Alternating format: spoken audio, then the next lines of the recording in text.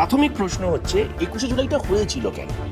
21শে জুলাই মমতা বন্দ্যোপাধ্যায় যে কারণে মহাকারণ অভিযানের ডাক দিয়েছিলেন, আচ্ছা মহাকারণ কিন্তু যারা যারা দর্শক আছেন এবং যারা যারা নব্য দর্শক আছেন তারা হয়তো জানেন না, মহাকারণ পশ্চিমবঙ্গের আদি সেক্রেটারিয়েট ছিল। এই নবান্ন হওয়ার আগে মহাকারণ তো গত 13 বছর ধরে শুধু সংস্কার হয়েই যাচ্ছে। কি যে সংস্কার হচ্ছে ঈশ্বর জানে।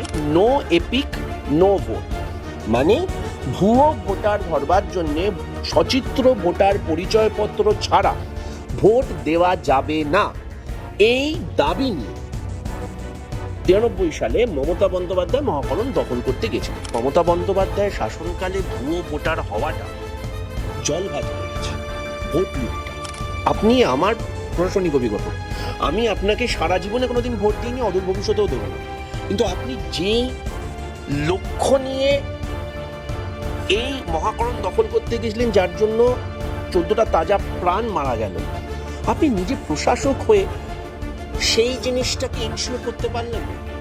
আপনার শাসনকালে কেন ভুয়ো ভোট হবে আপনি এটা বলতে পারলেন না। বাংলা হান্টের আরও খবর দেখতে নজর রাখুন। বাংলা খবর মানেই বাংলা হান্ট।